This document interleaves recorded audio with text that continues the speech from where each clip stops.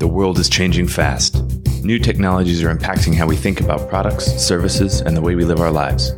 Nowhere is this trend more present than in financial services, where new business models and customer expectations are changing our conceptions about banking, finance, and the very nature of money. Welcome to Rebank, a visionary podcast about banking, fintech, and the future. The future of banking is here. Hello and welcome to Rebank. I'm your host, Will Beeson. Today we're joined by Nicolas Colin. Nicolas is the co-founder of The Family, a European tech incubator with a different approach than most. Their mission is to educate, support, and connect entrepreneurs in ways that build great global companies. The Family describes itself as a platform that unites entrepreneurs across Europe, in Paris, London, and Berlin, with a mission to build a startup continent that is diverse, dynamic, and open. Their goal is doable, but not easy, which makes them similar to the early-stage companies they work with. Europe has traditionally been and remains less conducive to successful tech startups than other parts of the world, be it due to political priorities, tax systems, employment laws, capital availability, or a number of other factors. Nicolas is a thinker, advocate, and reformer. He's one of the most thoughtful and prolific writers I've interacted with, publishing a weekly newsletter and regular articles in the mainstream press. He's also the author of Hedge, A Greater Safety Net for the Entrepreneurial Age, a book on the inadequacy of traditional social safety nets for the modern age, and ideas for how to reengineer them. If you're listening to this right now, I'm curious to get your thoughts on the points Nicolas and I make. Let us know on Twitter @Rebank Podcast.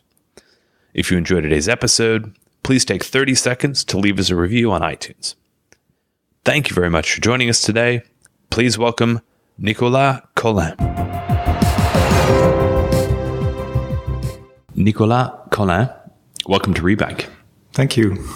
It's great to connect with you. I think we first met at an Anthemis event with Carlotta Perez, kind of macroeconomist and I suppose economic historian and thinker Carlotta Perez, who it turns out, from what I understood from that event, is a big fan of your work.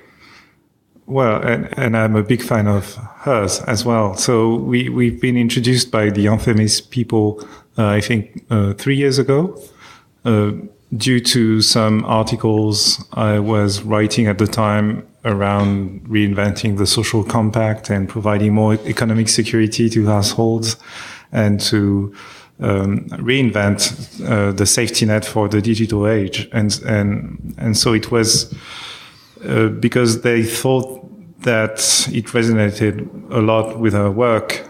And I actually quoted her work in my articles. They introduced us, and we've been having that conversation ever since. So on the subject of your work, maybe for the context of listeners, you're involved in a few different things. I think the main thrust of your focus is around The Family, which is the platform that I will let you describe.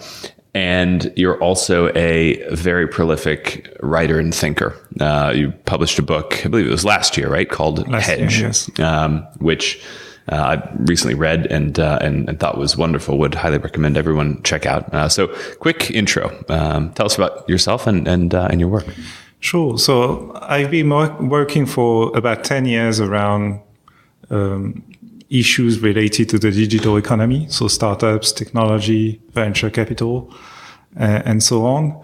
Before that, I was a civil servant for the French government. So I worked in a senior position in the French Ministry of Finance for a few years. And my original training was in both computer science and political science. So I studied in these two disciplines, and so went on to join the government and finally switched to working in the tech sector. In the tech sector, so I've been doing different things. I first entered that realm by writing a book in 2012 in French with a co-author who went on to become the CTO of the French government. He's called Henri Verdier. And CTO, yes. Right. He was the CTO of the French government until very recently.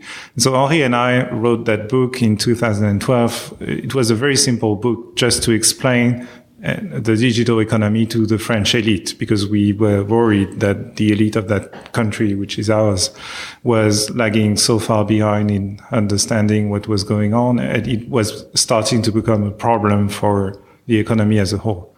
So we did that, and that book attracted a lot of attention from interesting people, so people in policy, people in the corporate world.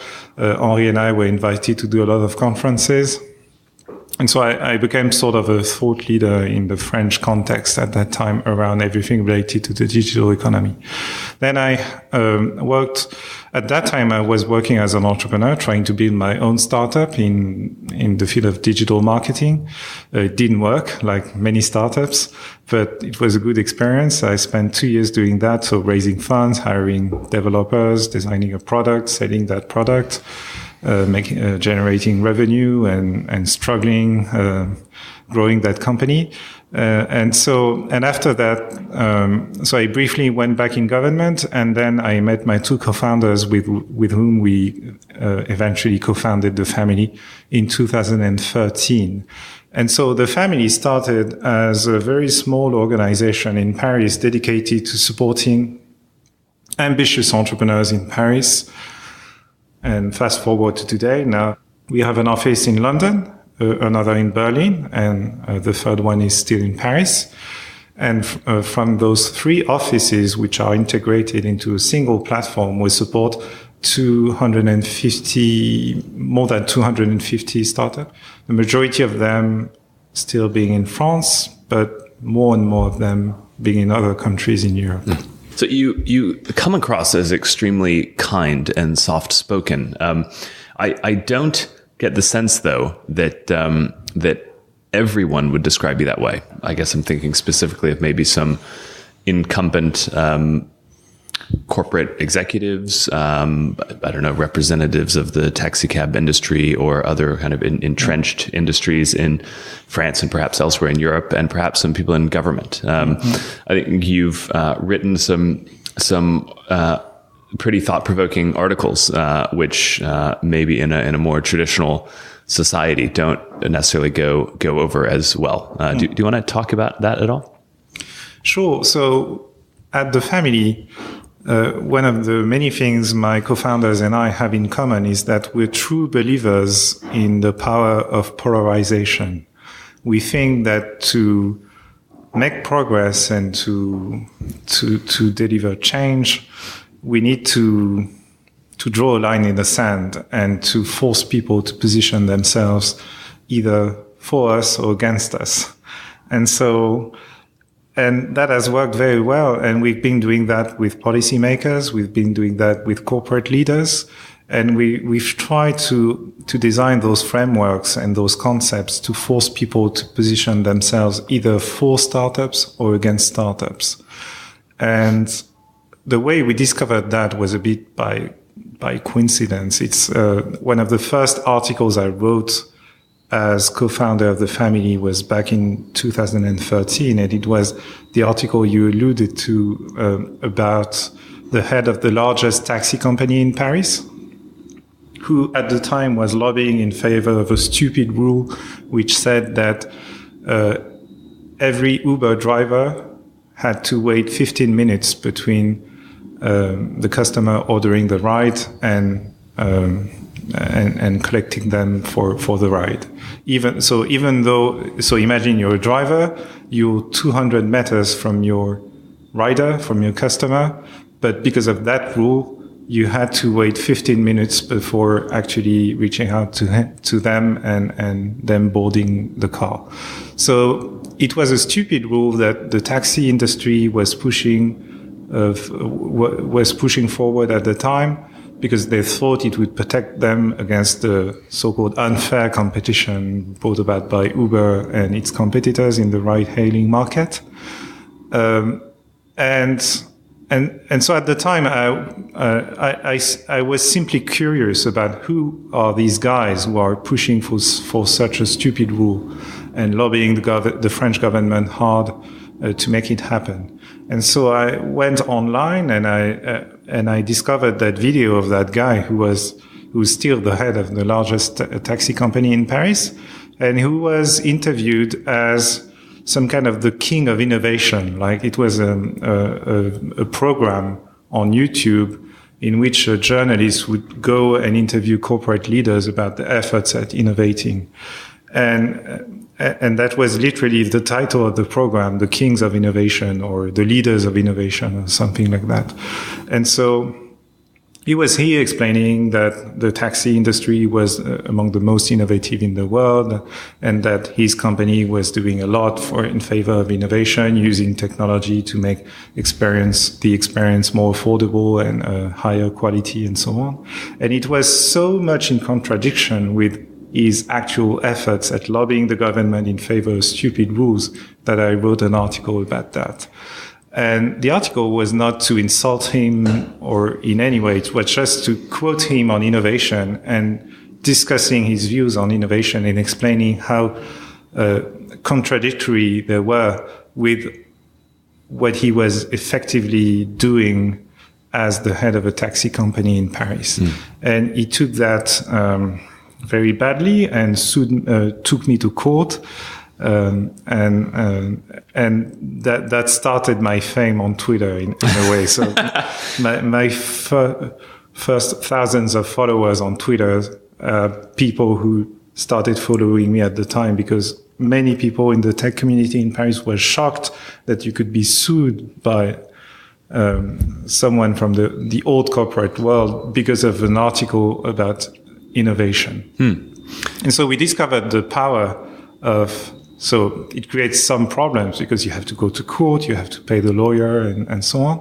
But it also attracts a lot of attention and support. And so we decided that it was the way to play that game, and that if your business is in supporting startups are here to challenge the status quo, and challenging the status quo should be made with the proper approach and the proper mindset, which is polarizing. And so there's one other piece that I want to pull into this as we kind of kick off the conversation, which is around one of your colleagues, I guess, from your early days in public service, who has gone on to become the current Prime Minister of France. President of France, Macron. Yes, actually. So Macron and I are about the same age. He's actually 1 year younger than me. We went through the same school, so we both studied at Sciences Po, which is the French equivalent of the LSE, and then we went to ENA, or École Nationale d'Administration. So it's the National School for Public Administration, in which the senior civil servants are trained after a very harsh selection, and then they're ranked. And those who end up at the top can opt for the most prestigious departments in the French civil service. And so Macron and I went through Sciences Po, ENA, and then worked for 4 years in the same department in the French Ministry of Finance, which is a department in which people do research and advisory work for the minister on complex matters. So, and Macron was my colleague for 2 years. I worked with him on several task forces at the time. And so what I now pitch about me and my colleagues in that particular department, called the Inspection Générale des Finances, it's that our job is to research how we can make government better. And it usually ends up, so our proposals usually end up in reports that are confidential and brought to the minister. And the minister has to decide whether they follow our advice or not. And more often than not, as you can guess, they don't follow the advice because it's costly, it's complex, it's long-term oriented, and most ministers prefer not to take too many risks, and they usually opt for the easier short-term solution as opposed to those contained in those reports. And so people work there for 4 years. That's the rule. You should do that for 4 years before taking off and pursuing a career either in the public sector or the private sector. And usually after 4 years of their advice being systematically ignored by the minister, people end up depressed and private sector and disillusioned with what you can actually achieve working for the government. And so what happens, that's now my pitch, it's that they do one of three things. The first thing most people do is that they leave for the private sector and decide, because I can't make a difference, at least I make some money. So they join a large bank and they make some money as a banker. So a lot of my former colleagues are doing that. Another option is to run for president, and that's what Macron did. So he was so disillusioned with the French government that he decided to take the matter into his own hands and to run for president and to try to change it from the top. And the third option is what I did myself, which was I realized that the real power to change things now was vested in entrepreneurs rather than civil servants and politicians. And so I decided to leave the government to join the tech sector, first by being an entrepreneur and then by co-founding the family. Who is having more of an impact in the right direction, do you think, at the moment? Macron or yourself? Well, it's a tough question. I'm not really sure. I think Macron has quite an impact because his position is so... Well, it's so impressive what he achieved, like building a political party from the ground in less than 1 year, then campaigning and winning the election. I think Macron used to really be in the flow of what the French people wanted at the time. They wanted radical change, but thought it was safer to count on that pure product of the French technocracy as opposed to populist politicians on either the left wing or the right wing. But now I think that Macron has the problems that come with him being Macron, which is he's a technocrat at heart. And so he's trying to solve problems in a very technocratic way. And whereas during his campaign, he was surrounded by people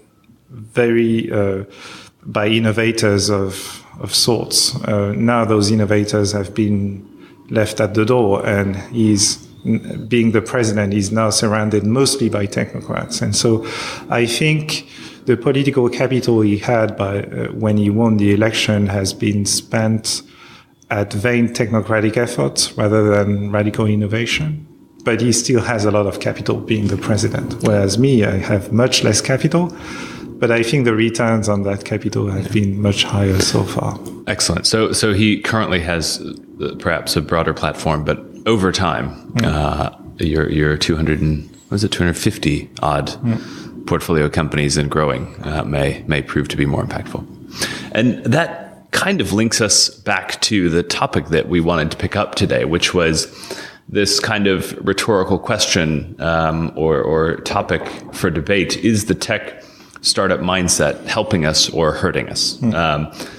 And it's clearly a multifaceted question. There are a number of kind of things to consider. You and I have actually chatted about this at length, and I think there are a few different ways to approach it. The first and maybe most obvious way is kind of around fast innovation, which is often kind of focused around metrics like growth, customer acquisition, how much capital you've raised, and potentially upon exit, the types of returns that you've generated for your backers, versus some perhaps higher metrics around sustainability, impact, the kind of the social value that's being created. So I guess just to kind of open things up, I'd be interested in your immediate thoughts on the subject. Is the tech startup mentality helping us or hurting us? Well, I think the tech startup mentality can be traced back to a key microeconomic feature that exists in every tech company, which is increasing returns to scale, or mostly fueled by something called network effects. And network effects make it possible to add more value as you grow, and the faster you grow, the more powerful you are. And so if you manage to race ahead at some point, to race ahead of your competitors, that gap between you and your competitors can be turned into more value and into a surplus that in turn will be reinvested and make it possible for you to win the race faster. And so that exists because of because of computing, because of network technology. And that explains why venture capital exists in that sector, in that industry. It's because a tech startup, in some ways, because it uses technology, because it tries to harness the power of technology, will generate network effects of sorts, and ultimately will be fueled by increasing returns to scale. And so that makes it possible to attract those very particular investors, venture capitalists, who are ready to lose a lot of money on many portfolio lines, but who need one of those lines to generate very high returns to compensate for the losses and make some gains on top of that. So what I think is that, so the mindset is correlated to all that. It's because this industry attracts people who are ready to take risks at the early stage, and those risks are critical and necessary to make it possible to race ahead of competitors. And then, because you're racing ahead, and if you manage your growth phase and maximize your network effects, you can grow exponentially from there and finally crush everyone and seize most of the market.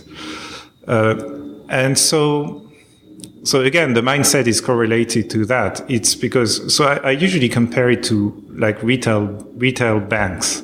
So retail banks, if you go to any small town in the UK or France or any other country, you go to the main place, and at every corner of the place, there's a bank branch from a different brand.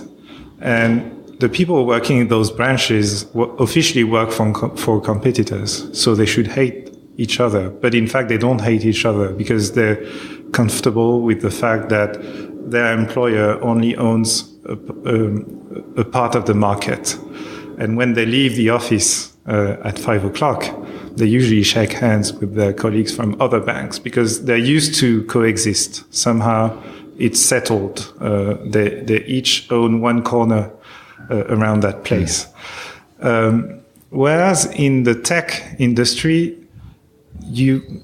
the goal is not to coexist with other competitors. It's to crush them and to have them leave the market and to you. And so you need that culture, that radical mindset from the start, and which says that you shouldn't make friends with those people because at some point you'd have to evict them from the market. And so that's why the best entrepreneurs are those who are ready to take a lot of risks. They're ready to grow fast when they can and to raise as much capital as they can to nurture that growth, and who are looking ahead rather than at their competitors, and who don't want to build relationships with anyone because they know that in the end, if they win, they'll own most of the market and be the last one standing in some way. So the mindset is correlated to that, and you need to realize that it's a very important part of what building startups are, but obviously it comes with many problems. So is that dynamic specific to tech startups? Is it the way that all new companies should work in the modern age? Is that a function of having kind of a global market as opposed to a local market that we're fighting for? Well, what you need to realize is that every industry is different, but you can build tech startups in every industry. But in some industries, it will be easier to generate powerful network effects and to grow extremely fast, and to secure a very large market share in the end. And those industries in which that happens are those who rely on intangible assets and in which not too many regulations stand in the way of growth.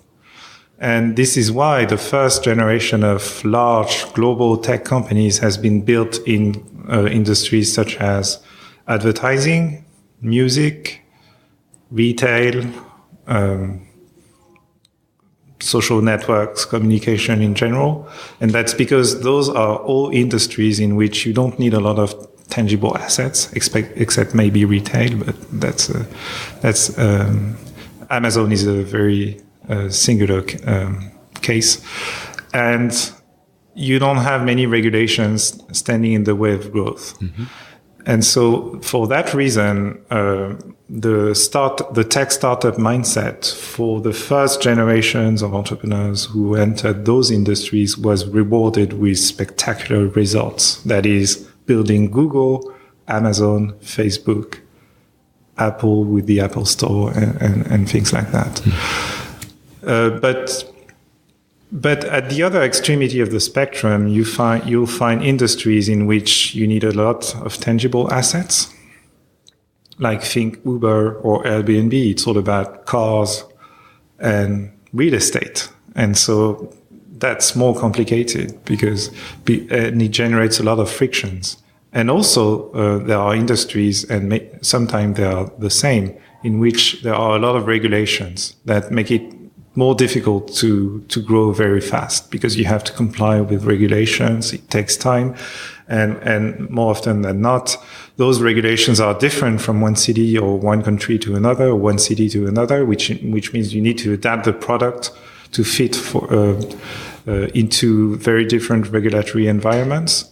And so that, again, works against network effects and scaling fast.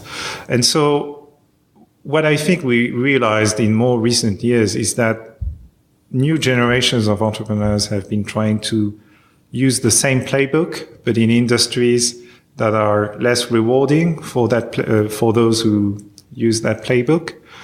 And they have realized in some cases too late that when you need tangible assets, it creates frictions and it degrades the returns to scale that you can count on. And when you have to comply with many regulations in many countries, well, it goes with a lot of costs. You need to pay lawyers, lobbyists, you need to fight on many fronts and so on. And that, again, works against increasing returns to scale. Mm-hmm. And so in those cases, a lot of people have been pointing out that, well, maybe the playbook doesn't work.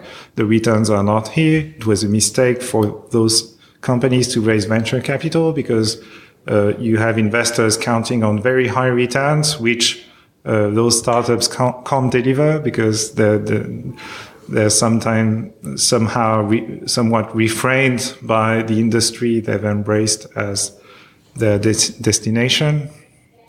And so it doesn't work. But I think it's a learning process in which we now realize that, yes, technology can be harnessed. The power of technology can be harnessed in any industry, but the returns that computing and networks will generate will be extremely different from one industry to another, depending, again, on the nature of the assets and the nature of the regulations. Yeah.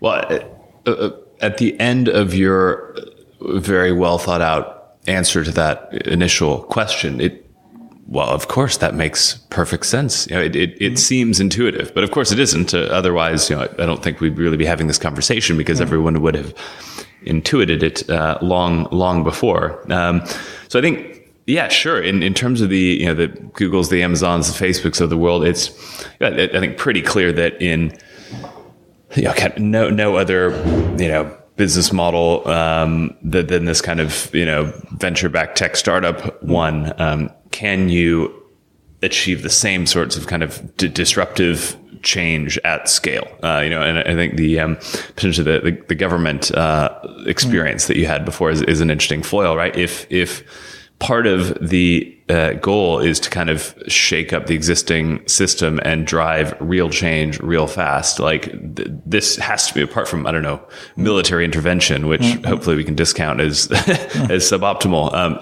There seem to be few ways of delivering that sort of change.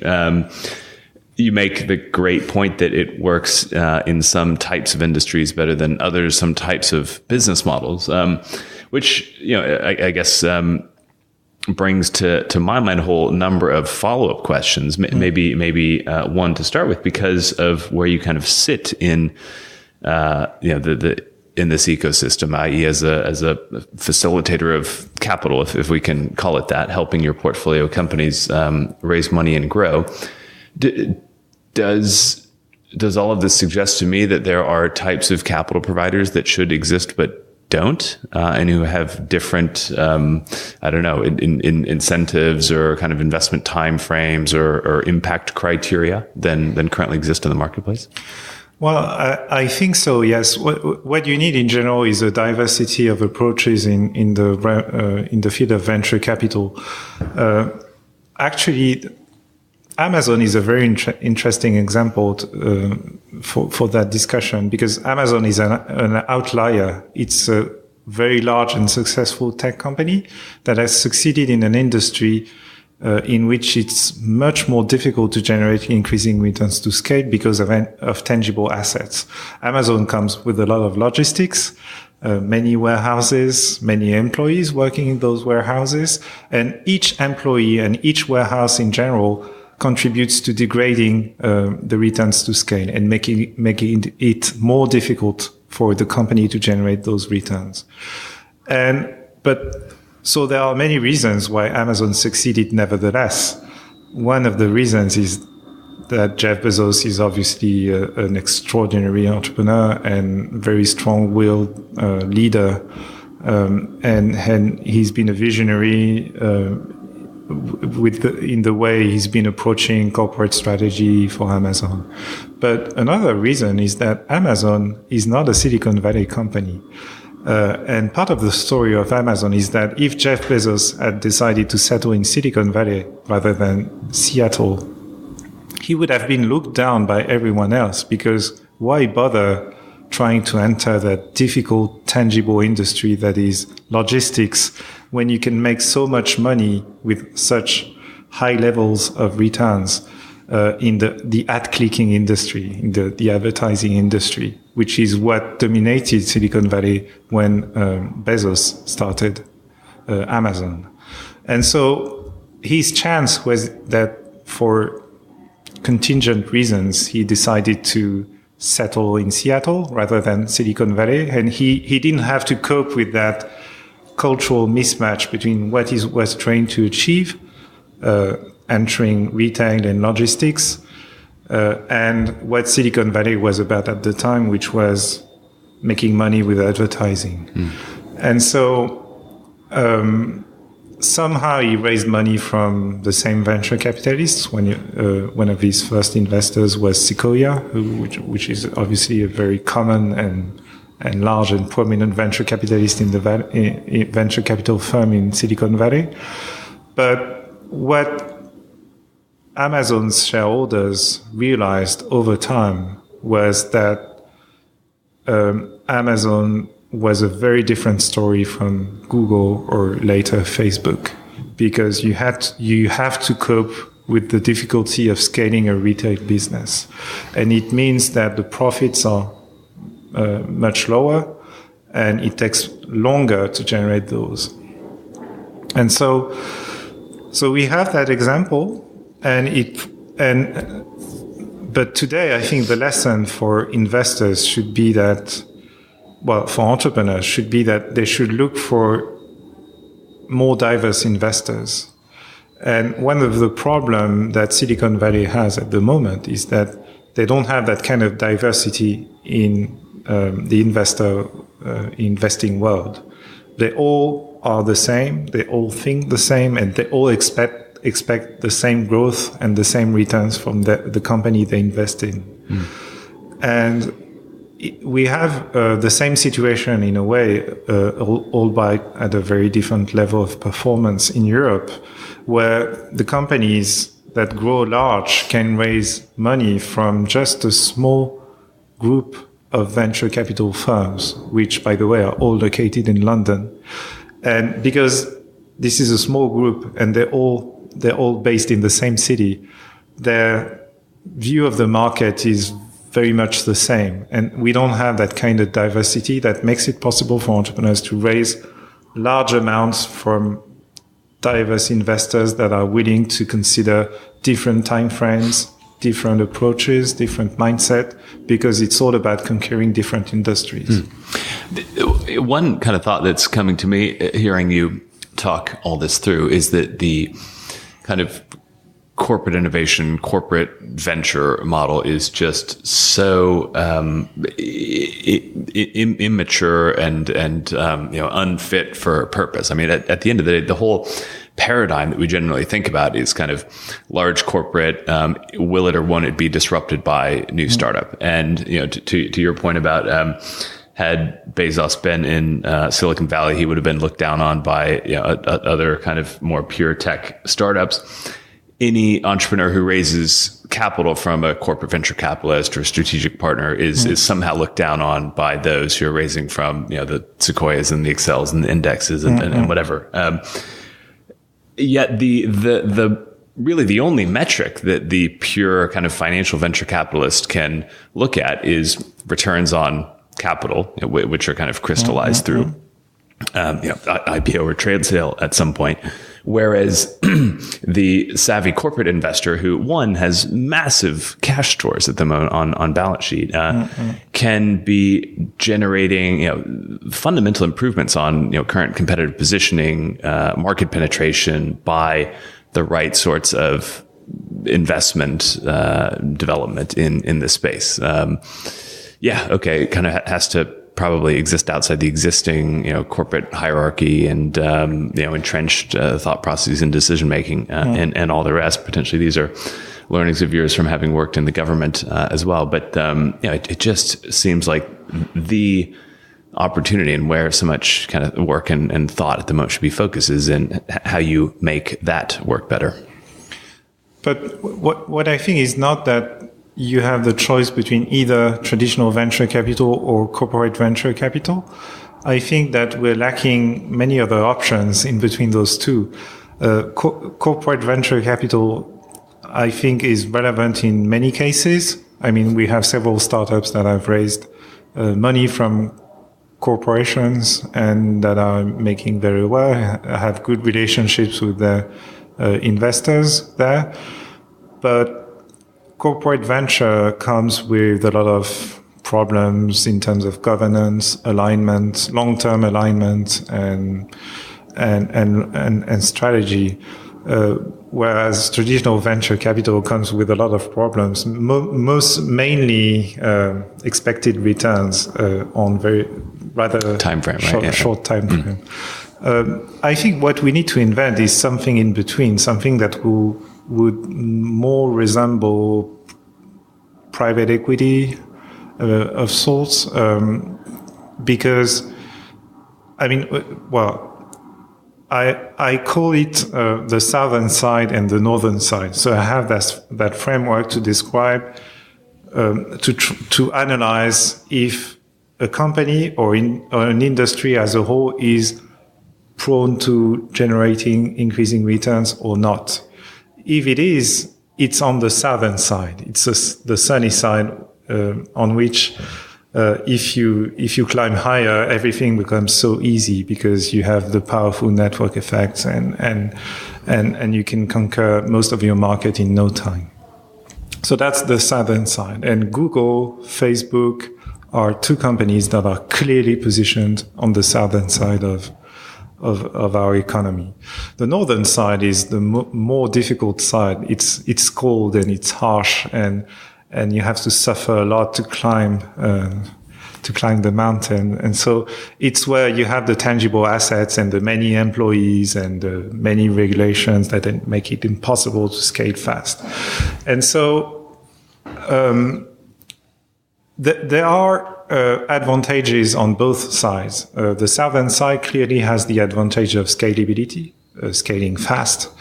The northern side, on the other hand, has the advantage of security. If you reach a dominant position on the northern side, it usually comes with a large moat, to borrow that term from Warren Buffett, which is like Amazon is very much on the northern side, but it precisely has that moat, which is its world-class logistics, which make it impossible for anyone to attack their position, because no one can replicate the logistic power of Amazon. It would take too much capital and would be much too risky. And so they have a bit of the scalability that comes with using technology, but they have a lot of the security and stability that comes with having those tangible assets. That moat that is the world-class logistics of Amazon. And for any business that's located more on the northern side than the southern side, it makes it possible, once you reach a dominant position, to generate steady profits. And with steady profits come dividends. And so this is why I think, sorry for the long answer, but this is why I think we're still lacking a class of investors that would be in between traditional venture capital and traditional private equity. That is, investors that are willing to take risks as they finance scaling companies without being sure if they can reach a dominant position or not. But once that dominant position is reached, it's not about making money through an IPO or selling the company. It's about making money through dividends, like any private equity investor does. Is the suggestion that companies on the southern side are VC backable and companies on the northern side aren't? Exactly. Yeah. We just don't have that capital provider to finance those northern. Yes, and well, that framework is not very familiar. This is my framework. First of all, others are working on that as well, using different terms. But it's something we've basically discovered with the rise of Uber. Everyone thought that Uber was about to become the Google of transportation. And like Google, it would have a dominant position at the global scale. And like Google, they wouldn't have any competitor except maybe in China. And what we've been discovering for a few years now is that not only had Uber to renounce competing on many markets, not only China, but also Southeast Asia, where they sold their business to Grab, and Russia. Plus, in every city in which they're present, or every country, they have to compete with many local competitors, and have to settle with a much smaller market share than expected. And so Uber will never be the Google of transportation. They can be they're still a superb company, and they're very impressive, and I like their service very much. But they will never be as scalable and as large and as profitable as Google, because, again, they're more on the northern side. It's about transporting people in cars, which comes with a lot of tangible assets and many regulatory constraints. Right before we started recording, you mentioned an O'Reilly article that I think was published last week, or report or something. Well, yes. So Team O'Reilly is part of that small group of people in Silicon Valley who are trying to sound the alarm on the fact that maybe venture capital and fast scaling is not the solution to every problem, and that the startup mindset used to be useful when it was about conquering industries on the southern side, but when you start entering other industries that are more difficult, it becomes more of a liability than an asset, and it becomes a liability in the form of the wrong culture. Like you storm an industry with a culture that makes everyone hate you, like happened to Uber, and that is not compatible with serving the interests of your many stakeholders. That's already his main argument. So he uses the example of urban transportation again, so explaining that because Uber and Lyft are competing on the US market for the dominant position that will eventually make it possible for them to generate returns on the initial investment. They've been backed by VCs who expect that kind of returns. But as the experience has proven, we don't have one company dominating that industry. We have two companies that are subsidizing the trips for and drivers' revenue, have been doing that for years. And so everyone's losing money and there's no end in sight. And so we don't know. So both companies are about to become public next year, or this year it's expected. But they'll become public while still losing a lot of money and burning a lot of cash because they've reached that suboptimal balance in the market in which for both competitors to stay alive, they have to burn cash.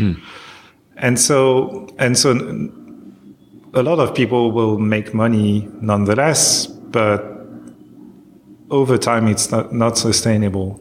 And it would probably have been easier if those companies had realized earlier that they were competing in a more complicated industry, that they were more on the northern side than the southern side, and would have raised money with terms that were compatible with the kind of competition they could expect on that market. So that's O'Reilly's argument. And so it's part of that small group of people that are actually working on designing new financial instruments to make it possible to back startups that cannot count on such powerful network effects because of the industry they enter. Yeah. So to wrap up, I'd love to pull in another thread, which is kind of core to your thinking and a lot of your work with the family, and one that I think you referenced in the opening, which was just kind of around thinking through the right model ecosystem for Europe and European startups. And it's around this point that you and I had discussed in a previous conversation around kind of the pre versus post product market fit strategy. And I think you were, so to use kind of like venture parlance, there's a potentially different strategy before you've kind of confirmed that the product that you're offering is going to work. And then after you've confirmed that, then, a different strategy. And I think you're kind of applying the same framework to the idea of digital, i.e., digital experiences across industries, across customer types, and we've kind of hit product market fit around digital. Like it's a thing, it works, and now it's time for a different playbook. Yes, it works. We've reached product market fit because now we know that every industry will eventually become more digital. In some way. We don't know yet. For some industries, it's still mysterious how digital will eventually transform them. But we know that the value chains in those industries will be radically transformed by entrepreneurs harnessing the power of technology. And so we've reached product market fit, which means that the tech industry as a whole, or the tech community as a whole, should switch strategies. There are approaches and methods and tools and practices that used to be relevant before product market fit when we didn't really know if technology would eventually eat the world. But now that we know that it will eventually happen, we have to realize that we must switch the playbook and embrace new approaches and new tools and new methods. And when it comes to Silicon Valley in particular, so Silicon Valley is a very good example of that. It used to be a strength for Silicon Valley to be so insulated from the rest of the world. People would go there to renounce, to unlearn what they had previously learned, and to embrace that radical mindset of which was all about using technology to deliver radical change. And the main strength of those entrepreneurs and innovators in Silicon Valley used to be their ignorance of history and what was going on in the rest of the world. You didn't need to know what was going on because whatever you knew stood in the way of coming up with radical new ideas. And so innovators went there to unlearn, and going there was a process of unlearning what you knew and become indifferent and ignorant, and that made it possible to come up with radical ideas. So it worked for many years, and it made it possible for the tech industry to reach a high level of prominence and power and finally and eventually make an impact on many industries. But now it's over. We know that it works, and we know that software will be eating the world at some point, will have eaten the entire world at some point. And so Silicon Valley should realize that, and that it's reached product market fit. Silicon Valley being the product and the market being the world. And now they must change their playbook.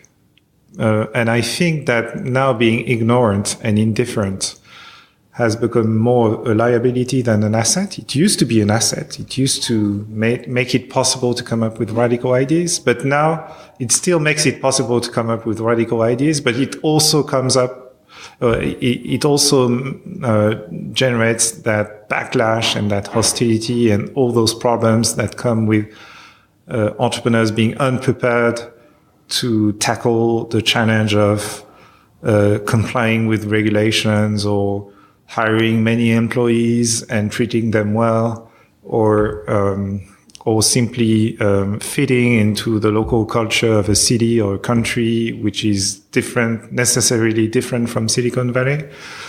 And so I think we've reached the point sometime in 2014, 15, when the problems that come with being Silicon Valley, with being the old Silicon Valley, overcome the strength that it used to provide to entrepreneurs from there.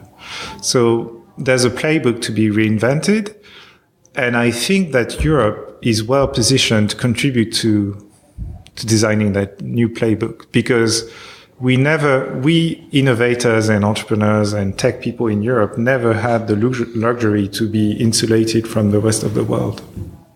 We don't have such a thing as Silicon Valley, that is a part of a continent to which people can travel to insulate themselves from the rest.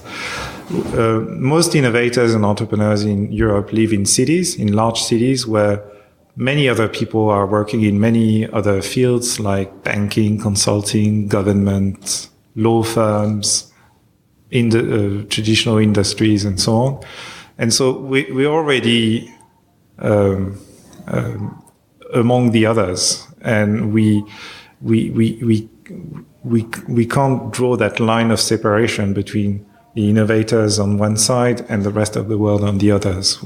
All those people are already mingling in the large cities of Europe. And so I think we have that mindset that comes with being surrounded by the rest of the world and trying to innovate nonetheless. But our entrepreneurs in Europe are much more aware of what's going on in the rest of the world and what kind of constraints they have to tackle if they want to succeed. And so I think we can contribute to designing that new playbook. We won't contribute by writing articles about that new playbook. We ultimately will contribute by building the great companies that will make the point that, yes, you can build great tech companies, even in industries that are more complex and more resistant to the idea of a tech company, and in some kind of a partnership or alignment with other stakeholders, because we're used to working with them, we're used to dealing with them from day one here in Europe. Wow. Nicolas, you are an extremely thoughtful guy, and you've given us much to consider. What's the best way for people to follow your work and learn more about the family? Well, the best way to follow my work is to follow me on Twitter, and I share a lot of my work and what we do at the family on my Twitter account. You can go and read my articles on Medium as well. It's easy to find. You can subscribe to my newsletter. Highly recommended. So I write a short essay every week, plus a list of links, plus news about the family and what I'm doing.